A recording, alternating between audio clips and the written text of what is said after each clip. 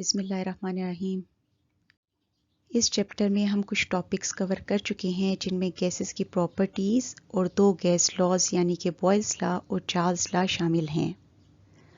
हम ये डिस्कस कर चुके हैं कि गैसेस की वॉल्यूम तीन फैक्टर्स पर डिपेंड करती हैं, यानी कि टेम्परेचर, प्रेशर और नंबर ऑफ मोल्स। अभी जो लॉ हम डिस्कस करेंगे that is called Avogadro's law. Avogadro's law constant temperature और प्रेशर पर गैसेस की वॉल्यूम्स को उनके नंबर ऑफ मोल्स के साथ रिलेट करता है।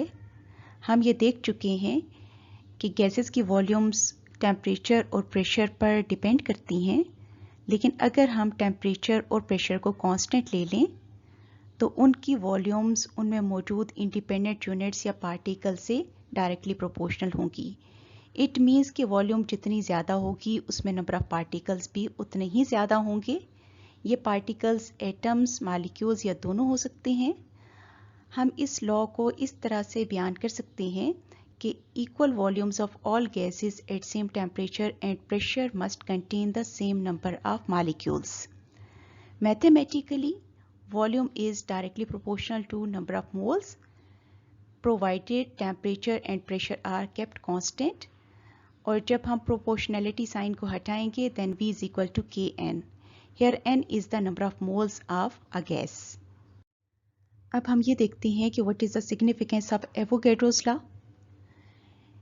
किसी भी गैस के एक मोल में नंबर ऑफ पार्टिकल्स को हम स्पेक्ट्रोमीटर से कैलकुलेट कर सकते हैं।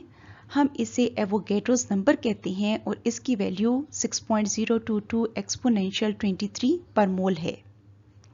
इस वैल्यू को जोसेफ लॉशमिट ने कंफर्म किया था, जो कि एक ऑस्ट्रियन साइंटिस्ट था।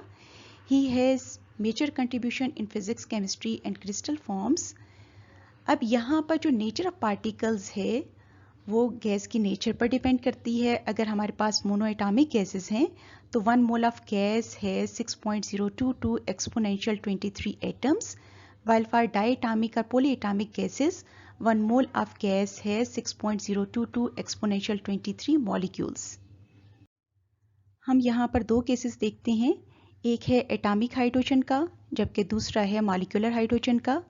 एटॉमिक हाइड्रोजन के एक मोल का मास 1.008 ग्राम्स है and it has 6.022 exponential 23 atoms, जबकि मॉलिक्यूलर हाइड्रोजन के एक मोल का मास 2.016 ग्राम है और इसमें 6.022 एक्सपोनेंशियल 23 मॉलिक्यूल्स मौजूद हैं। अब क्वेश्चन ये आता है कि what is the volume occupied by 1 mole of a gas. Suppose करें स्टैंडर्ड टेम्परेचर प्रेशर कंडीशंस पर हमारे पास हाइड्रोजन गैस के 1 क्यूबिक डेसीमीटर का मास 0.09 ग्राम्स है, तो हम ये कह सकते हैं कि at standard temperature pressure 0.09 grams of hydrogen occupies a volume of 1 cubic decimeter. 1 gram will be having a volume equal to this one, while 2.016 grams, which is equal to 1 mole of hydrogen, will have a volume of 22.414 cubic decimeter at standard temperature pressure। यहाँ पर standard temperature pressure का मतलब है a temperature of 0 degree Celsius which is equal to 273 Kelvin and 1 atmosphere, जबकि 22.414 cubic decimetre को हम कहते हैं molar volume. Standard temperature pressure पर तमाम गैसेस के एक मोल का वॉल्यूम 22.414 क्यूबिक डेसीमीटर होता है। यहाँ पर हम कुछ गैसेस की एग्जांपल लेते हैं। We are taking 1 mole of these 4 gases at standard temperature pressure. चूंकि इनके मोलर मैसेस डिफर करते हैं, therefore this value differs, but they occupy the same volume and the number of particles in each of them is also the same। इस knowledge को use करते हुए हम एक एग्जांपल सॉल्व करते हैं। The example states calculate the number of molecules and atoms and volume in cubic decimeter of 10 gram of ammonia at standard temperature pressure। इस example में हमें 3 चीजें बताई गई हैं। mass of ammonia is 10 gram, temperature is 273 Kelvin or 0 degree Celsius and pressure is 1 atmosphere। पहले हम solve करते हैं number of molecules and atoms को। हमारे पास अमोनिया का मास 10 ग्राम है जबकि इसका मोलर मास 17 ग्राम पर मोल है। नंबर ऑफ मॉलिक्यूल्स मालूम करने के लिए हम नंबर ऑफ मोल्स को एवोगैड्रोस नंबर से मल्टीप्लाई करते हैं। नंबर ऑफ मोल्स मालूम करने के लिए मैस को मोलर मैस से डिवाइड किया जाता है। अमोनिया का मैस 10 ग्राम था, इसका मोलर मैस 17 ग्राम पर मोल है, जबकि एवोगैड्रोस नंबर की वैल्यू है 6.022 एक्सपोनेंशियल 23 पर मोल। इस तरह से हमारे पास 3.54 एक्सपोनेंशियल 23 मॉलिक्यूल्स ऑफ अमोनिया आते हैं।